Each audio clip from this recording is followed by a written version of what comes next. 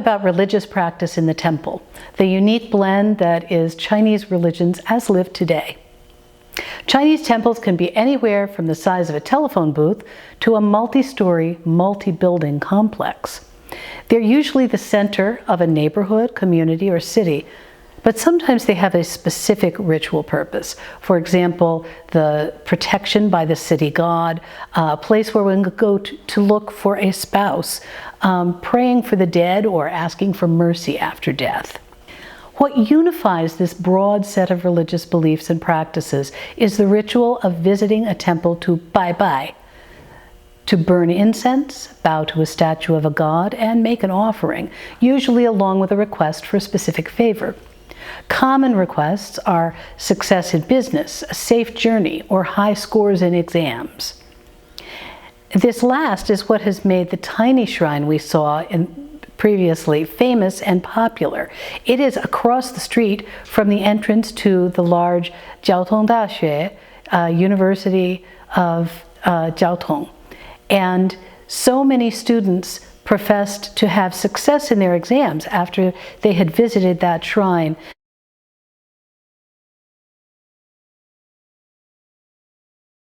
Most people go regularly to the temple that's closest to their own home. They go to visit and give offerings. The offerings can be of flowers. For example, this bowl of flowers, which contains the ones on the outside, the pale white ones, that are very fragrant, or offerings of fruit. Very rarely offerings of meat, and certainly not in a temple where there are a lot of Buddhist gods represented, but cooked meat is sometimes an offering as well. And these offerings can be made to the temple as a whole, to the primary deity, or to individual deities also found in that temple. There are various purposes for making these offerings: to honor and reverence the deity, to ask for blessing or protection for one's family or community, or to request help with a particular issue. What happens to them afterwards? Usually the food is taken back by the person who has left it there. They come back a couple of hours later and get it, or it can be distributed to people who are in need. So this is another kind of offering that is not as common today, but it is the burning of paper that has various inscriptions on it as an offering through the smoke. And it's done in a small furnace on the outside of the temple. This practice is falling into disuse. It is being discouraged by cities because it causes so much air pollution. And in this video, you can see when the fire flames up, a lot of ash is blowing out.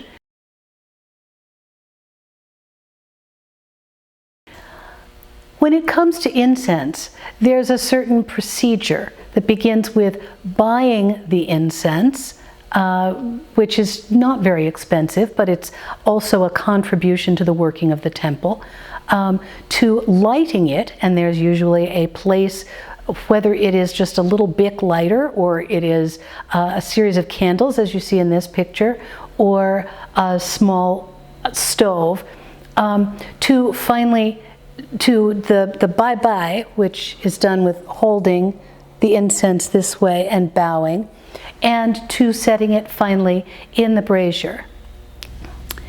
And in this video you see people, this is one of the most crowded temples. You see people who are buying incense and bowing with it in between their hands and praying to the temple in general. The brazier is usually black. Sometimes it is decorated, it is painted. I have seen one that is brass and very beautiful. And when you're done, the incense is stuck upright inside this brazier, so you can see all of the smoke coming out. Occasionally, people will bring a small token or charm and wave it 3 times through the smoke to gain the blessing from all the incense. It was interesting to look into one of these and see what the old sticks of incense look like. And under that, the many layers of just ashes. So you see how popular this practice is.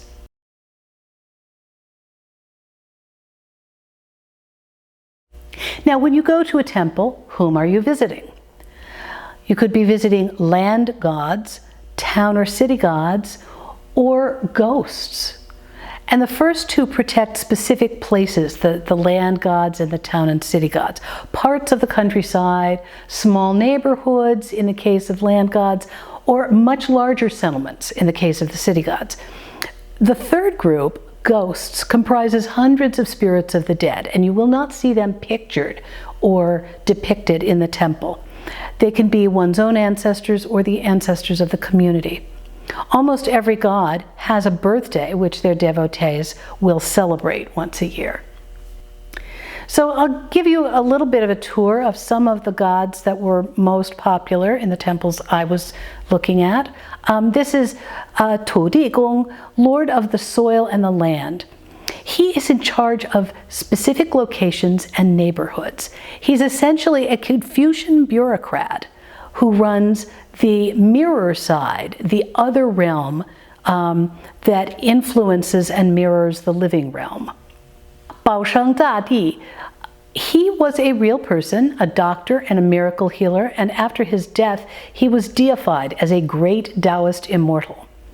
He's sometimes called the original ancestor of certain temples.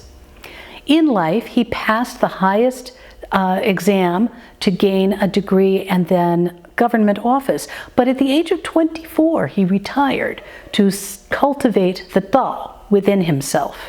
So that tells you right there that he is more of a Taoist than a Confucian. When he was 58, observers said they saw a vehicle pulled by cranes taking him bodily up to heaven. He's sometimes called the god of medicine, and there's a story about him being so adept at healing that he was able to paint the eyes on a sculpture of a dragon and make it come to life. Mazu, motherly ancestor, or sometimes she's called the celestial empress. She also was a real person. She studied Buddhist sutras and studied with a Taoist priest. She is considered the goddess of sailors and fishermen because while she was still a teenager and still alive, she saved her fisherman father and brothers from an ocean storm by slipping into a trance and plucking them to safety. Shrines invariably include with her statues of two really scary looking demons. And although they were originally evil spirits, Mazu was able to bring them to heal and enlisted them as her servants. So they are both her servants and her guardians. Confucius, when he is represented in a temple, he is only represented by an ancestral temple. But in constructing other temples, there are often contests among famous calligraphers and poets that resulted in short poems that you can find inscribed on walls and pillars, even in Taoist and sometimes Buddhist temples. And this is in the Confucian tradition of calligraphy and poetry being important skills for the noble man. Cheng Huang gods. These are spiritual local officials, sort of like Tudi Gong, that have specific jurisdictions. Though it is smaller than the one in Taipei, the Qinzhu Cheng Huang Temple was designated in 1887 by the emperor as the highest ranking Cheng Huang temple in Taiwan. And that means that the god of that temple, the Duke of Weiling, is the spiritual governor of all of Taiwan. And his wife and sons' wives are also represented with statues. So even though, again, this is from a Taoist temple, he is a government official of the other world, which is a very Confucian setting. Guan Gong, a general who was executed almost 2,000 years ago after he had been defeated in battle. Guan Gong was posthumously revered for being righteous and very, very loyal. He's almost always shown in full form with a red face, and he is, because loyalty is the trait he most exemplifies, he is worshipped by businessmen, police officers, soldiers, and members of criminal gangs. You would think all of these groups would be in opposition to one another, but they all find that loyalty is the trait they most value. Guanshiyin, she who hears and sees all suffering. This is a bodhisattva from Buddhism, very popular and often depicted in temples or near temples, even where there is no other Buddhist statue or picture or anything. The first picture that I'm showing you shows her standing on a lotus in a pool, holding a vase of pure water. She's tipping it down because the water from her vase represents the mercy which she gives to all people. The second picture shows her tranquil face.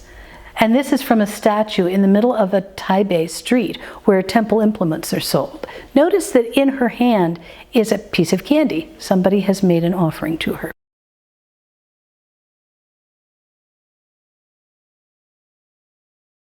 Now, if you remember the Book of Change, which both Confucians and Daoists look back to as an ancient divination text, this is something from the Book of Change that is found in all temples.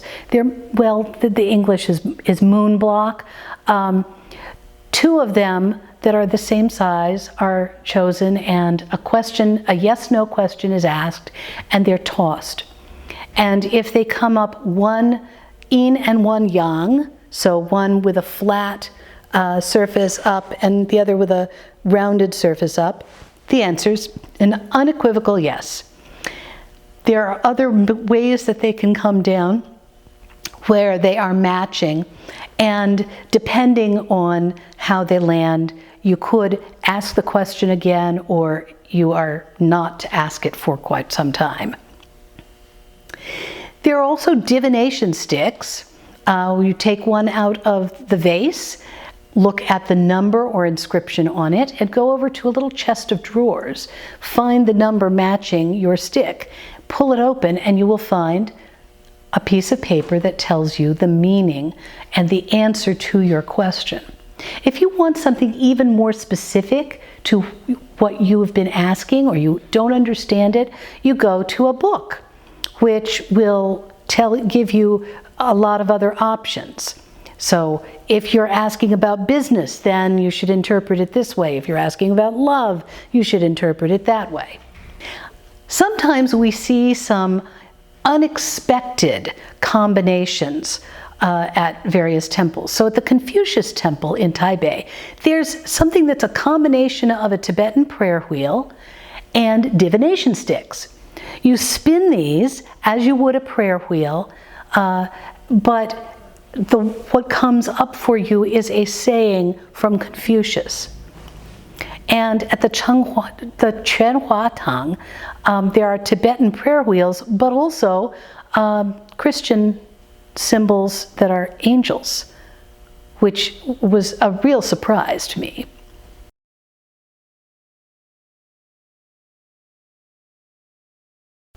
Something else that happens at these temples, and usually not at a ritual so much as just at particular times of the day, there will be chanting of prayers, of various kinds of blessings. This is a Taoist priest who is chanting along with his assistant, who is offering some incense. And you will see that he's got both a bowl, which is actually a bell, and a wooden block that is called a fish drum. And those help him maintain the rhythm of what he is chanting.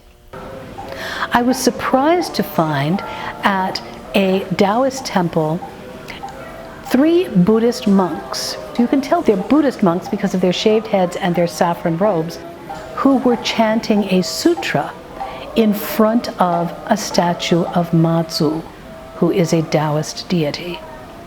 That's the only time I've seen that. It was surprising. No one around me seemed to be surprised.